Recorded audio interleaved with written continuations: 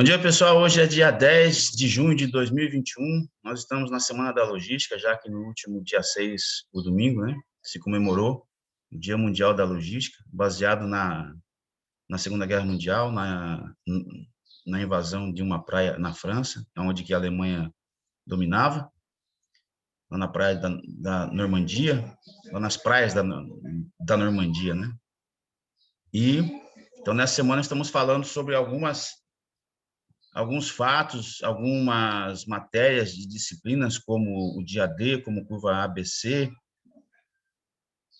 E ontem nós falamos sobre economia e logística, e hoje nós vamos falar sobre o Canal do Panamá. O Canal do Panamá, ele está entre a América do Sul e entre a América Central, é antigo, é um canal que surgiu para ligar o Oceano Atlântico, onde que nós temos aqui temos o Brasil sendo banhado e alimentado por ele, e nós temos a ligação com o Pacífico, que é do outro lado, onde que tem o Chile, Venezuela, e é onde que dá entrada para a Ásia, e principalmente a China e Japão, Já que a China ela tem um contrato com o Brasil de commodities, de compra e venda de produtos, isso aí influencia muito na balança comercial do Brasil. Nós vendemos muito para a China, mas também nós temos que comprar muitas coisas da China, Então, nesse momento agora, nós vamos ver, então, este vídeo sobre o Canal do Panamá. O fundamental na medicina moderna, que revolucionou o transporte do planeta inteiro e foi responsável pela criação de um novo país. No episódio de hoje, da História das Estruturas, você verá o que foi considerado e ainda é um dos maiores desafios para a engenharia no mundo, o Canal do Panamá. Então, já deixa o like e se inscreve no canal, porque essa história é mais do que épica.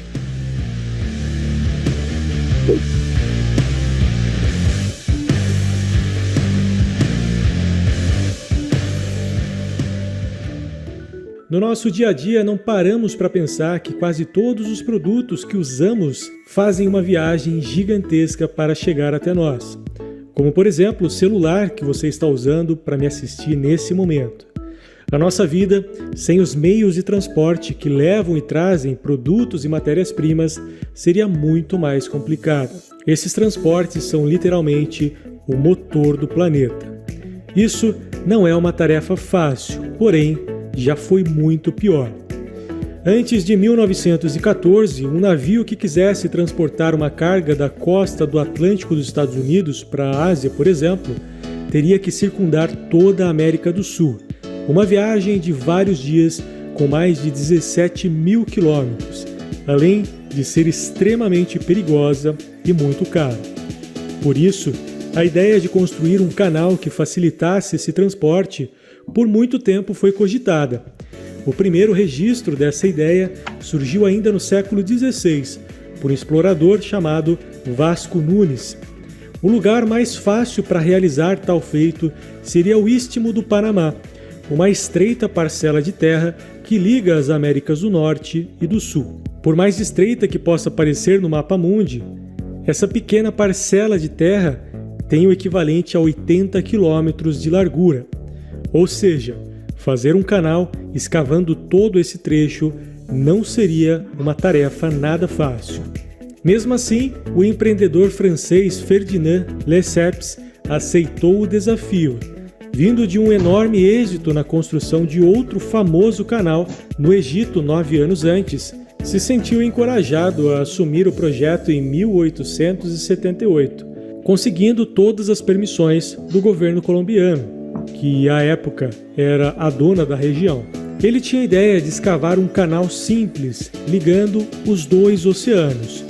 Porém, ao dar início às obras, se deparou com diversos desafios pelos quais nunca havia passado. O maior deles eram as doenças tropicais, como a malária e febre amarela, que tirou a vida de 20 mil trabalhadores franceses. 22 de agosto de 2019. Emmanuel Macron, presidente da França, vezes. Além disso, o projeto de Ferdinand era incompleto e não considerava um importante rio da região, o rio Chagres, responsável pelo abastecimento de milhares de habitantes das cidades próximas.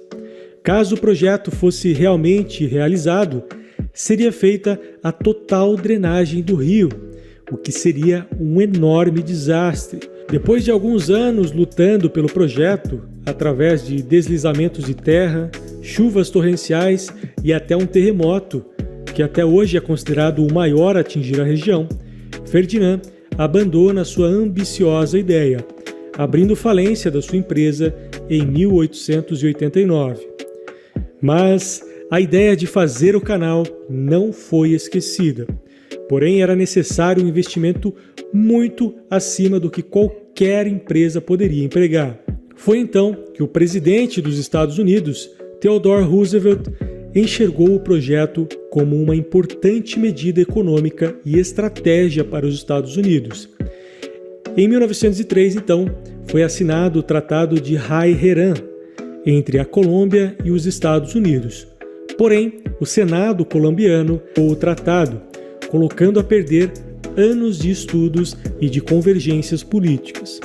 Porém, numa medida considerada polêmica para a época, os Estados Unidos incentivou os rebeldes panamenhos que exigissem a independência da Colômbia, onde os Estados Unidos apoiariam com todas as suas forças bélicas para que isso acontecesse. O medo de uma possível guerra contra os norte-americanos forçou a Colômbia a declarar a independência do Panamá, em 3 de novembro de 1903, poucos meses após o tratado ter sido negado. Como retribuição, o mais novo país panamenho permitiu que os Estados Unidos iniciassem os projetos do canal. O engenheiro responsável pelo projeto foi John Stevens, que apesar de nunca ter feito um canal antes, fez importantes avanços.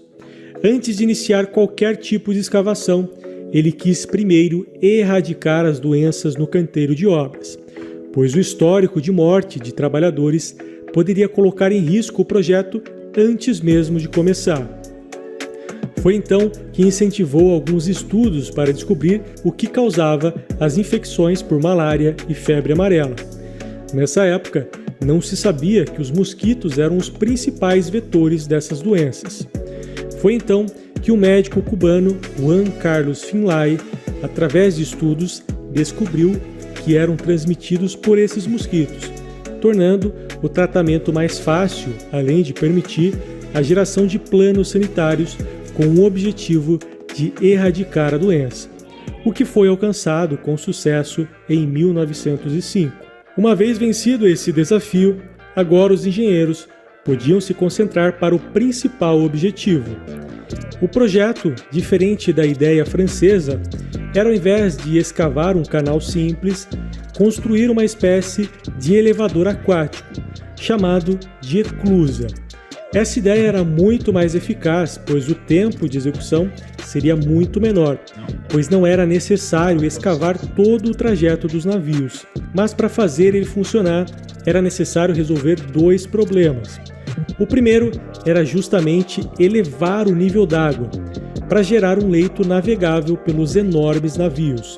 O segundo problema era o rio Chagres, que a essa altura era ainda mais importante para a região. A solução para isso foi construir uma enorme represa, que além de isolar a água doce responsável pelo abastecimento, ainda permitiria um leito navegável para os navios.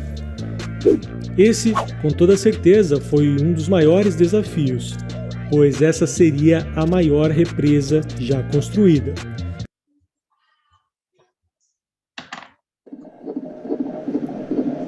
Every morning at 4:30, you hear the... Pronto, continuamos aí. Isso aí são aquelas propagandas. Além de fornecer a água para o sistema de elevação, ainda poderia fornecer a energia elétrica para todo o funcionamento dos sistemas, sendo totalmente autossuficiente. A barragem deu a origem a um enorme lago artificial conhecido como Lago Gatun. Com essa ideia em mente, foi iniciado as escavações do trecho de terra que ainda precisaria ser extraído para a instalação das eclusas. Mesmo com a diminuição de 2/3 do volume de escavação, ele ainda foi 4 vezes maior do que o planejado no projeto inicial. Foram executadas um total de 6 eclusas, 3 do lado Atlântico e 3 do lado Pacífico, tendo uma altura de elevação de 26 metros. As eclusas eram executadas com paredes em concreto armado com mais de 10 metros de espessura. O comprimento das eclusas são de 300 metros com uma largura de aproximadamente 33 metros. As comportas, responsáveis pela contenção de água do sistema de elevação, eram compostas por 2 partes, com 20 metros de largura por 20 metros de altura, com mais de 2 metros de espessura. Feitas inteiramente em aço, pesando mais de 700 toneladas cada. Porém, eram controladas apenas por um motor de 56 kW. A água era bombeada e drenada por um sistema complexo de tubos, elevando ou rebaixando os navios, possibilitando o acesso nos 2 sentidos. Os navios eram guiados por locomotivas de ambos os lados, para que assim não batessem nas paredes das eclusas. Qualquer choque dos navios podia rasgar o casco, e como muitos dos navios são cargueiros de petróleo, isso poderia gerar um enorme problema ambiental, além de interromper totalmente os trabalhos no canal. Por isso, no Canal do Panamá é o único lugar no planeta onde o capitão de um navio deve passar o comando da embarcação, pois somente um profissional especializado com pelo menos 5 anos de treinamento é permitido a manobrar a embarcação dentro do canal. O canal cobra uma taxa de cada navio que passa por ele. Os valores podem chegar até $400 mil. O valor é baseado no tamanho da embarcação. O menor valor já cobrado para a travessia do canal foi de 36 centavos de dólar. Esse valor foi pago pelo nadador Richard Halliburton, que atravessou o canal a nado em 1928. Anualmente, mais de 15 mil embarcações atravessam o canal.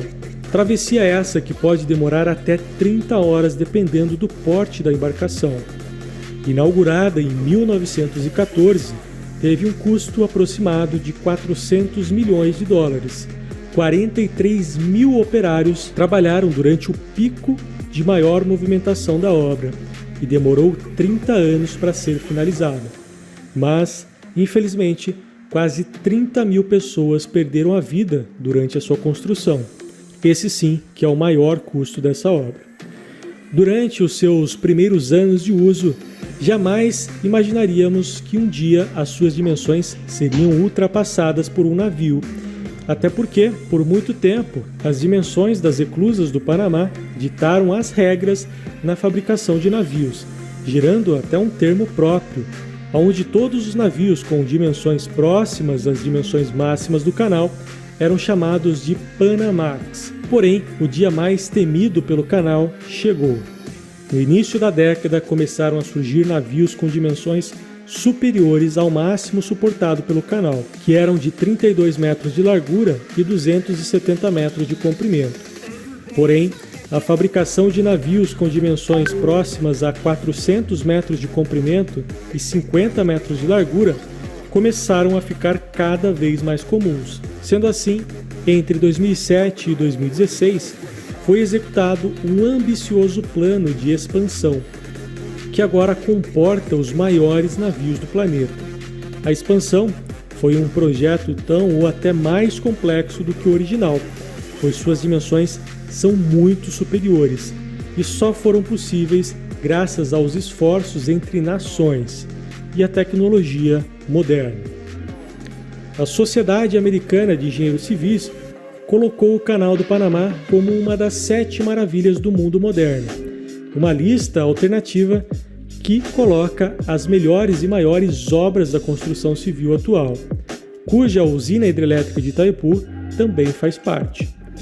Sem sombra de dúvidas, o Canal do Panamá é um dos maiores desafios já vencidos pela engenharia, o que mostra que a capacidade humana é quase ilimitada. Mas me digam aí nos comentários o que vocês acham dessa estrutura com mais de 106.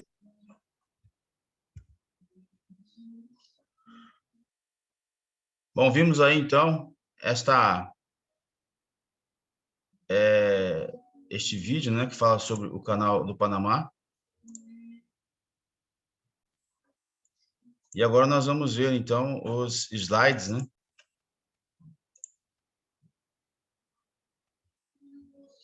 Esse aqui foi de uma turma aí, e eu peguei porque foi fantástico, né? Então vamos lá. Bom, como todos sabem já, né, por esse vídeo, o canal do Panamá, ele fica entre a Colômbia, que é América do Sul, né, e América Central, Panamá. Vocês viram também que uma coisa bem interessante, que essa construção desse canal, ele é para facilitar o transporte entre nações. E o Panamá, nessa época, era da Colômbia, e você viu que, por causa disso, houve vários e vários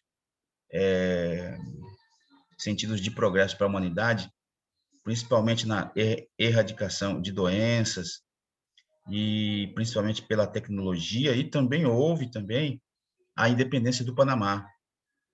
Bem interessante, né? Que o progresso da humanidade, positivo, né, leva a isso, né?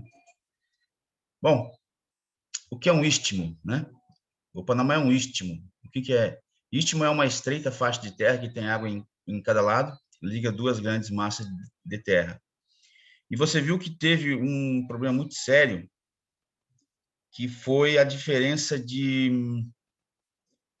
nível do canal do Panamá, do Atlântico com o Pacífico, tá?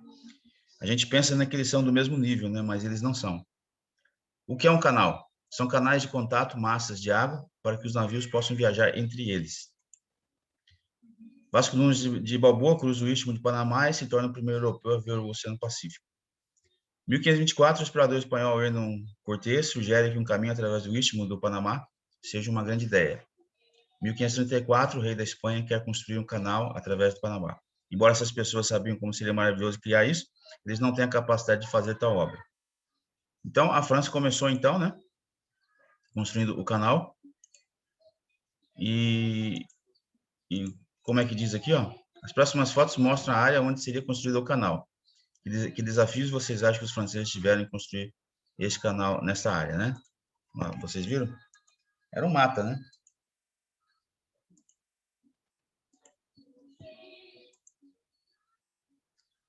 Em 1881, uma empresa francesa começa a construção do canal. Depois de 8 anos, a França desiste do projeto. A empresa que tenta construir o canal vai à falência. Eu não sei por que eles colocaram esse jogador da França aí, né? Como chorando, mas tudo bem. Em 1904, os Estados Unidos começam a trabalhar visando a construção do canal, né? Por que a França começou, né? Porque 8 anos antes foi ela que fez o canal de Suez, né? Porque eles eram os mandatários daquela área, né? Então, o canal de Suez fica entre o Egito e o deserto do Sinai, né? Muito famoso por causa do Mar Vermelho, lá de Moisés, né? Então, já que a França fez lá então o canal de Suez, daí eles então começaram a fazer, só que no meio eles desistiram. Aí entra Theodore Roosevelt, né? Aí você viu que sua família estava no ramo de roupas e quer vender a roupa para novas lojas em São Francisco.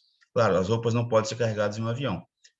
Afinal, não existia o avião e os trens são caros para o transporte. Então, o meu jeito são os navios, né? E antes era feito assim, ó, antes era feito lá por baixo, né? Como vocês viram no vídeo, né? São Francisco é lá em cima, tá vendo aqui, ó? Não, São Francisco é aqui.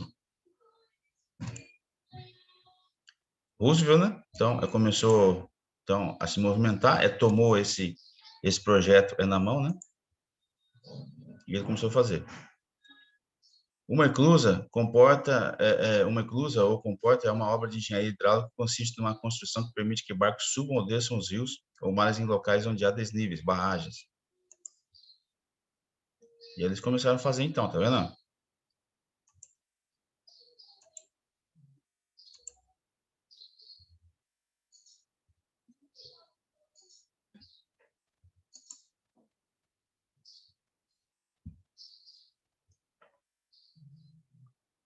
A floresta tropical pode ser um fascinante lugar para cientistas trabalharem, mas para os trabalhadores que tentam construir um canal é um pesadelo. Imagine, então, você viu que teve doenças, né? Condições de trabalho, é calor, então favorece. E houve também, então, a malária e as doenças.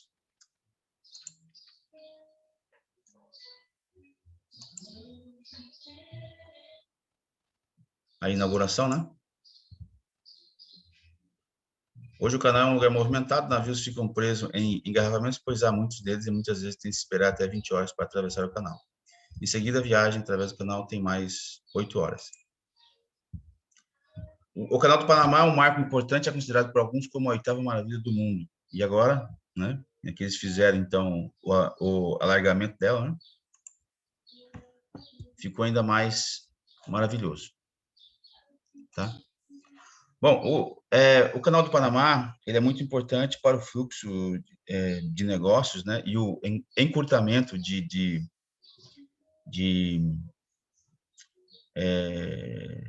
distâncias, né? Algo importante, né, eu vou passar para vocês,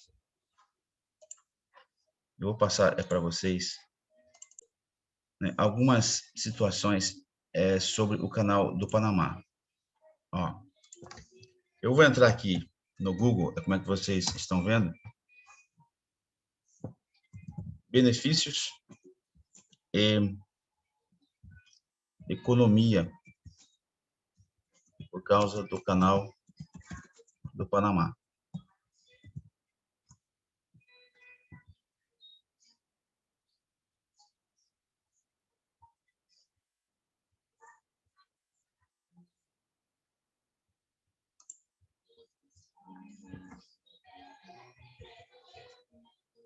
Eles economizam muito diesel, muito combustível, tá?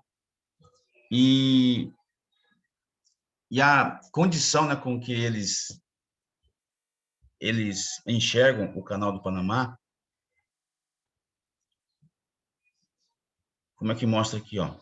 A importância geopolítica do Canal do Panamá é o crescente fluxo de embarcações do Oceano Atlântico e Oceano Pacífico exige melhorias na infraestrutura desse canal. Assim, a responsabilidade por essas melhorias caberá. É a resposta B. Ao próprio Panamá, provavelmente, uma vez que o domínio contra o canal passaram para esse país a partir do ano 2000. Então, antes era os Estados Unidos, hoje é o Panamá, tá? Então, hoje, você vê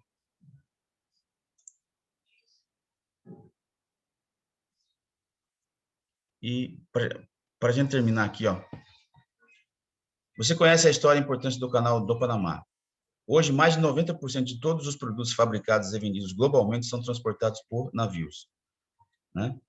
O Canal do Panamá na América Central é parte importantíssima dessas rotas mercantes. Inaugurado em agosto de 1914, conecta o Oceano Atlântico através do Mar do Caribe e o Oceano Pacífico e atende mais de 140 rotas comerciais do mundo. Interliga cerca de 80 países e ajuda a movimentar aproximadamente 270 bilhões em cargas por ano.